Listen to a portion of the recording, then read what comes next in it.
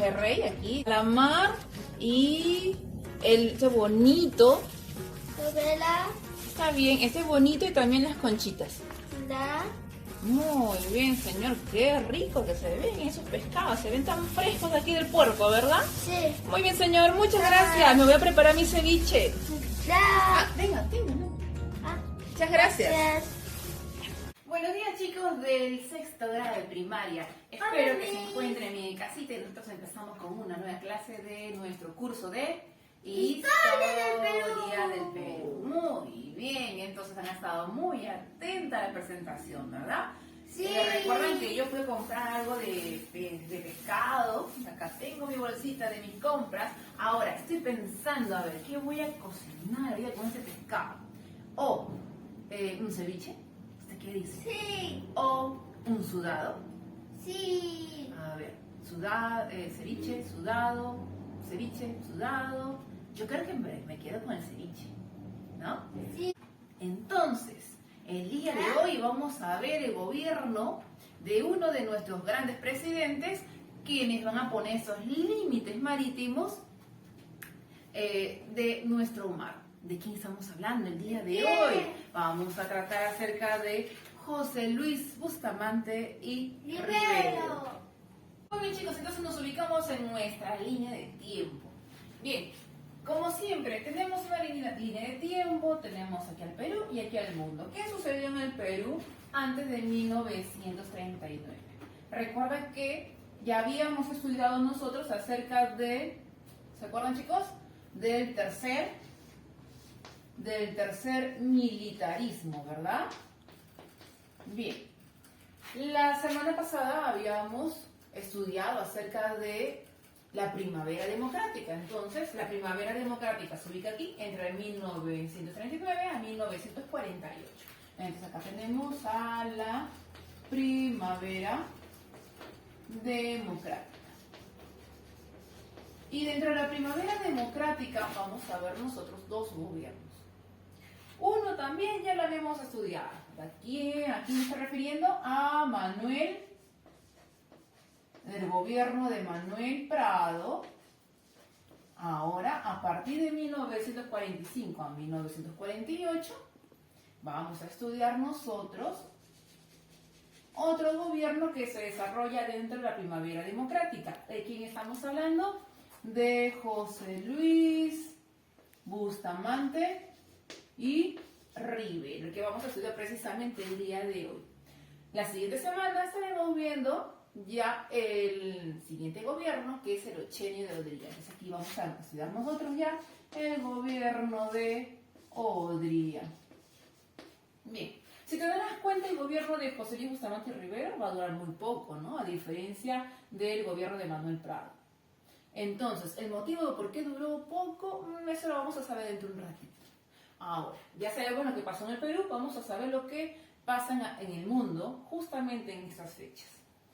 En el mundo, 1945, ¿te acuerdas qué fue lo que sucedió? Ya estamos finalizando, ¿qué cosa? La Segunda Guerra Mundial, ¿verdad? Ahora, la Segunda Guerra Mundial va a finalizar cuando los Estados Unidos lanzan las bombas atómicas a Japón. Japón aún no se quería rendir, así que una forma de terminar con esta guerra era detonando dos bombas, ¿no? En la ciudad de Hiroshima y otra en la ciudad de Nagasaki, en Japón. Japón, mediante estas bombas, firma por fin su rendición. Entonces, acá tenemos otro acontecimiento internacional importante, la bomba atómica, pero también vamos a ver el inicio de la Guerra Fría. ¿Sí? Aquí también vamos a ver el inicio de una de las guerras en el que se van a enfrentar dos bloques, ¿no? El bloque capitalista y el bloque comunista. Bien, entonces empezamos ya con el gobierno de José Luis Bustamante y Rivero. ¿Por qué es importante esto? Porque lo que sucede al finalizar la Segunda Guerra Mundial va a repercutir en el Perú. Todo lo que pasa a nivel mundial repercute en los gobiernos del Perú. Entonces vamos a señalar acá, esto sucedió en 1945. Bien, vamos a ver. José Luis Bustamante Rivera, presidente de la República, va a gobernar entre los años de 1945 a 1948, ¿no? Entonces vamos colocando acá la fecha, el tiempo de gobierno. Recuerda que te dije que es un gobierno corto. ¿El por qué? ¿Qué sucedió? Lo vamos a ver dentro de un poquito. ¿Dónde nació? Ese presidente va a nacer en Arequipa en el año de 1894. Pertenece a una familia muy ilustre, muy importante. Es una familia llena de intelectuales. Incluso se dice que es tío lejano de Mario Vargas Llosa, imagínate. ¿Ya? Fue ministro de Justicia, Culto e Instrucción durante el gobierno de Sánchez Cerro. Actualmente, ese ministerio sería llamado Ministerio de Educación, simplemente. En ese tiempo se llamaba así. Por lo tanto, fue ministro de esta cartera, ¿no? ¿Durante el gobierno de quién? De Sánchez Cerro. ¿Cómo se llama actualmente ese ministerio? Simplemente Ministerio de Educación. Y aquí tenemos a Sánchez Cerro, ¿no? Entonces, Sánchez Cerro se conocía muy bien con José Luis Bustamante Rivero. José Luis le escribe su manifiesto, el manifiesto de Arequipa, para dar el golpe de Estado a Leguía. Es por eso que, al tener mucha confianza, lo llama para que ser miembro de su gabinete. Partido político. Para entonces, finalizando ya el gobierno de Manuel Prado, el partido aprista no puede presentarse a las elecciones presidenciales, así que existen varios partidos políticos y se van a unir, incluyendo el partido aprista, y también viene Óscar Benavides y quiere también participar en las elecciones. Entonces, integra también lo que sería este movimiento Frente Democrático Nacional, el FDN, ¿no? Entonces, tenemos acá el Frente Democrático Nacional con el que José Luis Bustamante Rivero se va a presentar en las elecciones presidenciales. ¿Ya? ¿Quién era su contrincante? El contrincante de él sería el mariscal Eloy Ureta, que ya lo habíamos mencionado en las clases pasadas, ¿verdad? Entonces, pero él le va a ganar. El triunfo se lo lleva José Luis Bustamante Rivero. Recuerda de quién recibió apoyo en ese momento. El apoyo que él va a recibir sería del partido APRA. Bien, nos acercamos, vemos aquí el partido de APRA. Pero recuerda, también nuevamente digo recuerda porque fue declarado como un partido internacional y que no podía participar en política aún. Así que, inteligentemente, ellos cambian de nombre, ahora tienen la denominación Partido del Pueblo. ¿Ya? Entonces, con este apoyo aprista, Bustamante ingresa al poder. ¿Con qué lema se presenta Bustamante Rivero en esta campaña electoral? Se presenta así. Su eslogan, ¿no? Su eslogan. Si quieres comer bastante, apoya a Bustamante.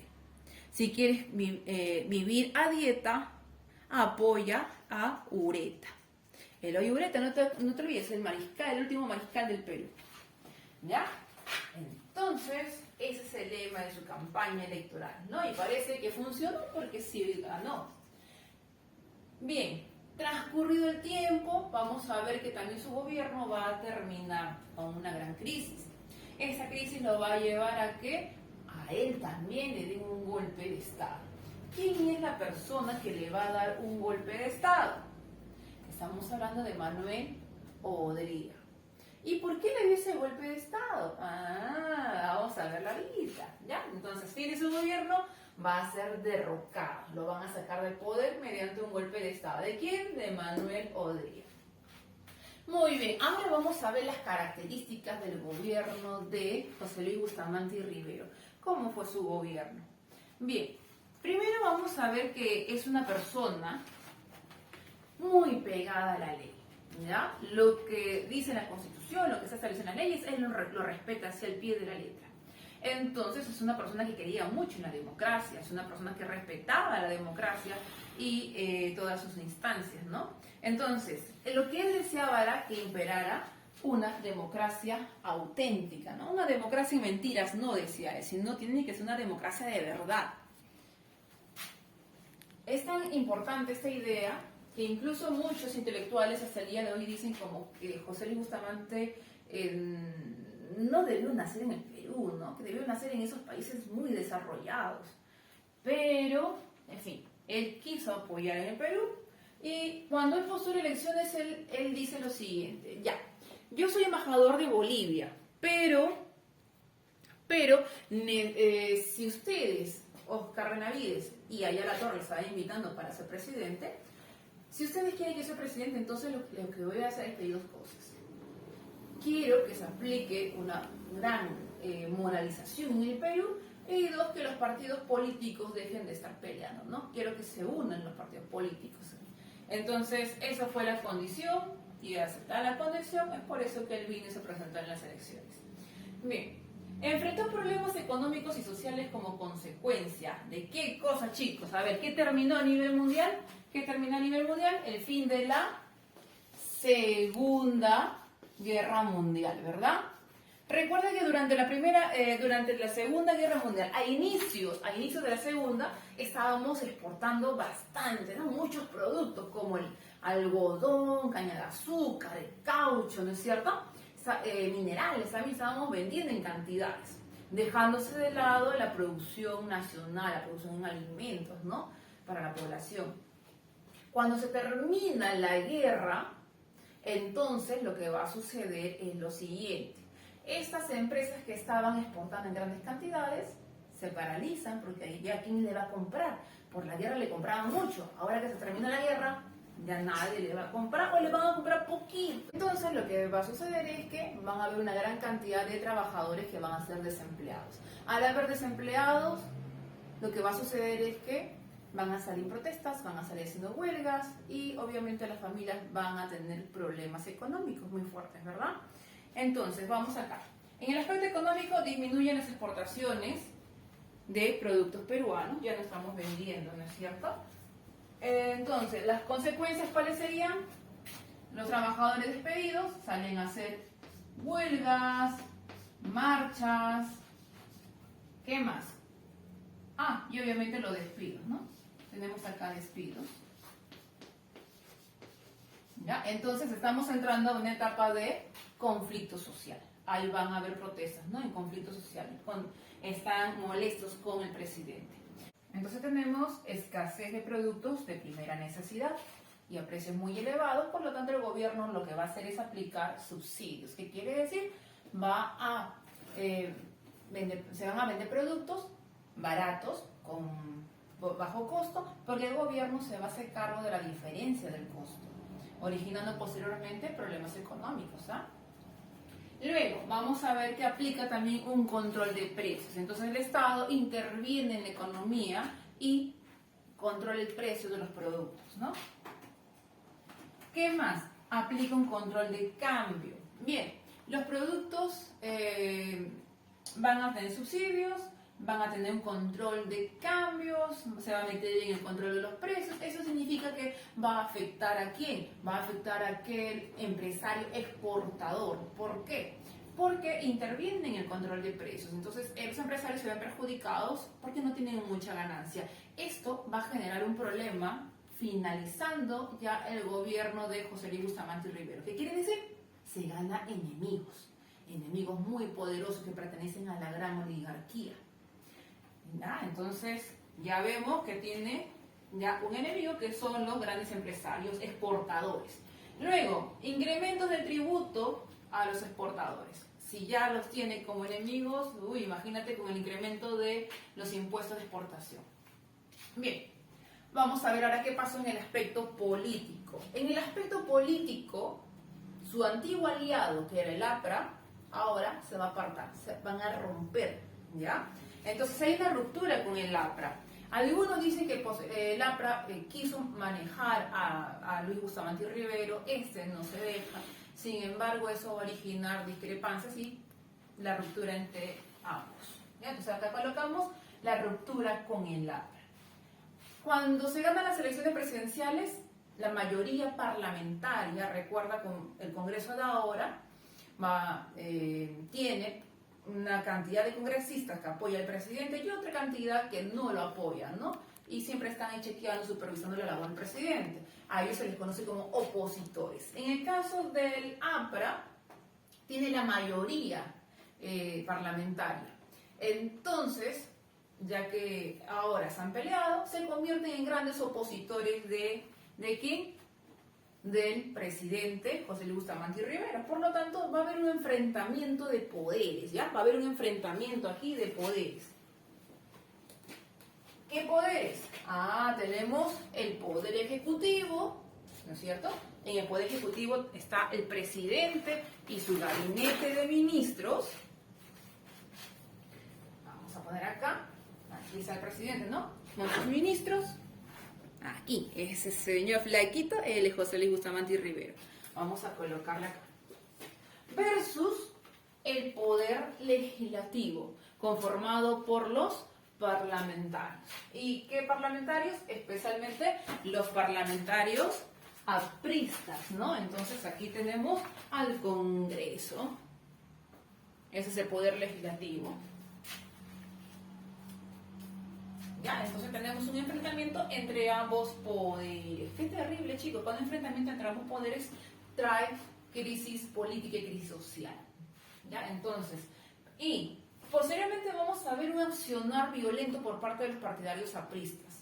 Entre ellos vamos a ver el asesinato del director del diario La Prensa, Francisco Graña Garland, quien va a ser asesinado por un partidario aprista, ¿no? Están los periódicos o los diarios del momento. Tenemos acá Francisco Graña Garland, quien es asesinado en el año de 1947. ¿Y por qué lo asesinan?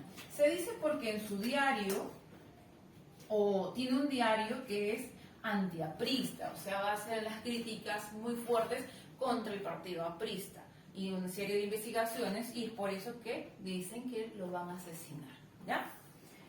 Será una huelga parlamentaria. Bien, ahora, recuerda que tenemos una gran mayoría parlamentaria que es aprista, pero también tenemos parlamentarios que no son apristas. Los parlamentarios que no son apristas, se llaman a sí mismos independientes, no están de acuerdo. Al no estar de acuerdo se les dice antiapristas. Entonces, este grupo de parlamentarios antiapristas se van a presentar en una huelga, ¿ya? Ellos son senadores. Ahora, un Congreso que no tiene senadores y solamente tiene diputados no puede funcionar. Entonces, el Congreso se paraliza totalmente y el presidente tiene que hacerse cargo, entonces, también de este poder, ¿no? Entonces, en aquella época, si te das cuenta, el Congreso estaba conformado por dos, ¿no? Se ha dividido así, entre senadores y diputados. Actualmente solamente se dice parlamentarios o congresistas, nada más. Bien, ¿qué más sucedió? Se da la rebelión aprista en el Callao. Aquí tenemos los diarios del momento. Esta rebelión aprista, realizada en el Callao, lo que va a incentivar es la movilización también de marinos para, supuestamente, darle un golpe de estado al presidente. Pero, sin embargo, fue sofocado, ¿no? Entonces se detuvo a más de 1000 personas entre civiles y marinos. Una vez realizado esto, el presidente lo que va a hacer es aplicar la ley ¿qué dice acá? Aplica fuera de la ley al partido aprista. ¿Ves? Un pedacito del periódico de aquella época. Bien, entonces vamos a colocar esto aquí. Se da la rebelión aprista en el Callao el 3 de octubre de 1948, que realiza un intento de golpe de Estado, ¿no? Y luego se va a declarar al partido aprista como fuera de la ley, ¿ya? El partido aprista entonces nuevamente va a ser perseguido, ¿no? Pero antes de que suceda esto, el presidente José Luis Bustamante en estos 3 cortos años de gobierno había tenido ya 6 gabinetes. El último de los gabinetes, conformado ya no por civiles, sino por militares, para que puedan manejar este problema, la crisis política que estaba dándose en ese momento, especialmente contra el partido aprista, le pide de que la única forma de solucionar es capturando a los apristas, es deportándolos, cerrando sus revistas, sus periódicos, cerrando sus locales. Entonces, José Luis Bustamante y Rivero, muy amante de la democracia, no aceptó. Pero lamentablemente eso le va a traer un gran revés. ¿Por qué? Ya vimos los resultados, ¿no? Rebelión aprista, entonces aplica esta ley donde los apristas están fuera de la ley, pero lo hizo muy tarde, lo aplicó muy tarde. Ya, entonces, fin de su gobierno. ¿Cómo termina su gobierno? ¿Qué le va a suceder? Se da la rebelión de Arequipa por uno de sus exministros, Manuel Arturo Odría, ¿ya? Entonces, él va a liderar esa rebelión el 27 de octubre de 1948 y proclama un golpe de Estado, ¿no? A este movimiento se le conoce así, como la Revolución Restauradora, ¿ya? Esta es la Revolución Restauradora dada en Arequipa para darle un golpe de Estado a José Luis Bustamante y Rivero. Ahora, José Luis Bustamante y Rivero no quiso dejar el poder, se negó a retirarse. Entonces lo van a obligar, lo van a empujar y a jalones se lo van a llevar al aeropuerto de Limatambo, lo sube a un avión, directo, ¿a dónde? A Buenos Aires. ¿Y dónde queda Buenos Aires?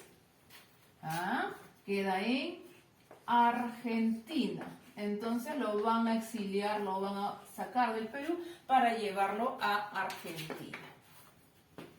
Ahora, está prohibido que José Luis Bustamante y Rivero vuelva al Perú. No puede ingresar al Perú, así que la Argentina se va a ir a Europa.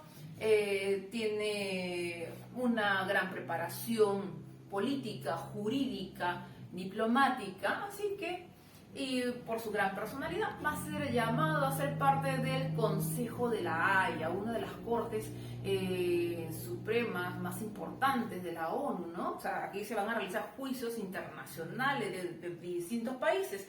Posteriormente, por su gran labor, va a ser convocado, llamado a ser el presidente de la Corte de la Haya. Y su gobierno va a durar entre 1967 a 1970. Ser presidente o presidir la Corte Internacional de la Haya no es poca cosa, es uno de los logros más importantes que puede tener un diplomático. Es más, es aquí en la Corte Internacional de la Haya en el año de 2014 en el que se termina el problema limítrofe marítimo entre Perú y Chile. ¿Ya? Bien, ahora vamos a ver cómo termina José Luis Bustamante y Rivero. José Luis Bustamante y Rivero va a fallecer. Él por fin va a poder retornar al Perú después de muchos años y muere en Lima, en el hospital militar, en 1989. Exactamente en el primer gobierno de Alan García. ¿Ya? Es una persona muy reconocida, es un gran intelectual, es un gran escritor, ha tenido muchos premios, entonces es una persona que ha tenido mucho logro, ¿no? Mucho logro internacional, pese a tener un gobierno donde tuvo una fuerte crisis. Bien, obras. ¿Qué obras hizo durante su gobierno? Entre las obras más destacables que podemos mencionar es la soberanía marítima de las 200 millas, ¿no? ¿En qué consiste la soberanía marítima de las 200 millas? Consiste en establecer el límite marítimo a lo ancho, ¿no?, de nuestra franja marítima. Es decir, 200 millas soberanas que son nuestras, que solamente nosotros podemos explotar las riquezas que existen en este mar. Si algún barco de extranjero, ruso, chino, chileno, ecuatoriano, quiere ingresar a las 200 millas, tiene que pedir permiso al Estado peruano. De lo contrario, salen nuestros marinos y realizan las acciones de defensa. Bien, esas son nuestras 200 millas marítimas que se van a establecer durante el gobierno de José Luis Bustamante y Rivero. Ahora, ¿qué conforman estas 200 millas marítimas? Estas 200 millas están conformadas ¿por qué? Por la plataforma continental, el zócalo continental y el mar, ¿no? Todo lo que es aquí es nuestro. ¿Ya? Recuerda que el mar peruano también es conocido como Mar del Grau, ¿no? En honor a Miguel Grau. Bien, ahora, otra obra que pudo haber realizado. Se construye el hospital Bravo Chico, actualmente se le conoce como Hipólito Unanue, ¿no? ¿Por qué? Porque en aquella época había muchos enfermos de tuberculosis, así que se les llevaba a este hospital, ¿no? Todo enfermo de tuberculosis era llevado a este hospital de Bravo Chico. ¿Dónde queda? Actualmente queda en el distrito del Agustino. Está justamente a la espalda del Cerro del Agustino. en aquella época muy lejos de del centro cívico. Bien, luego vamos a ver, se construye la unidad vecinal, vamos pegando acá en otras imágenes, ¿ya?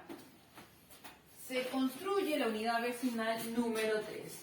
La unidad vecinal número 3 es una unidad construida para trabajadores, obreros o empleados en las industrias que se van a construir por la avenida Universitaria. Entonces, trata de haber un apoyo hacia la industria, pero como están muy lejos del centro de Lima, entonces los trabajadores que iban a este lugar sufrían mucho, estaban muy distantes de sus casas o se mudaban por ahí cerquita, sus hijos no tenían acceso a educación, no había postas médicas, así que lo que se va a hacer es hacer una construcción modernísima, unidades vecinales construidas de esta forma, parecen unas pequeñas ciudadelas, están conformados por edificios de 4 pisos. Dentro de esta ciudadela tienen plazas, tienen parques, tienen parroquias, tienen comisarías, tienen centros comerciales, tienen cine, tienen postas. Entonces, y alrededor suyo, si te das cuenta, Lima Antigua estaba conformado por chacras. A eso me refiero cuando digo que había dificultad, ¿no? Entonces, aquí está la avenida Universitaria. Entonces, el trabajador tenía acceso a estas viviendas. ¿Dónde se encuentra actualmente? Estaríamos hablando de la avenida Colonial, ¿no? Se encontraría entonces actualmente en esa zona. Bien, se mejoran los caminos de penetración hacia el interior de la selva, ¿no? O sea, caminos de Huánuco a Pucallpa, por ejemplo, o de Olmos a Marañón. Además, vamos a encontrar que se crea la ley de Yanaconaje. ¿En qué consiste la ley de Yanaconaje? Nuestros campesinos, en aquella época, recuerda que le llamaban los indios, ¿ya? Trabajaban en las haciendas, ya sea en las tierras de los hacendados o gamonales, y vivían dentro de ella. Pero para poder vivir tenían que trabajar gratis, a cambio de ese pequeño espacio donde ellos habitaban. Entonces, con esta ley de Yanaconaje, lo que se pide es que el hacendado del gamonal les pague, aparte que viven, bueno, dentro de sus tierras, tienen que tener un derecho de pago, ¿no? Por su trabajo. Entonces, la ley de Yanaconaje lo que hacía era favorecer a los indios, ¿no? Bien. Entonces, miramos nuestro mar aquí, nuestro mar peruano aquí, y vamos a ver algunas cosas que vamos a encontrar, ¿verdad? Recuerda que tenemos unas 200 millas marítimas muy ricas en cantidad de peces. ¿Qué más, chicos? A ver, ¿qué más tenemos? Crustáceos. ¿Qué más obtenemos en nuestro mar peruano? Moluscos. ¿Qué más? Acá tengo más peces. Tengo, ¿qué más? Pulpos. Ahí tengo mi bonito, ¿no? Tengo un pulpo para hacer mi cevichito. Tengo aves guaneras aquí. Voy a poner mis aves guaneras, del cual voy a tener el guano en las islas, ¿no? Y eso me va a servir para el abono de las plantas. Bien, entonces, todos esos recursos los encontramos en nuestro mar peruano, ¿no? Bendito por Dios. Bien, no olvides hacer la tarea. Nos encontramos en la página 164 y nos vemos en clase por Zoom. Nos vemos, chicos. Cuídense mucho.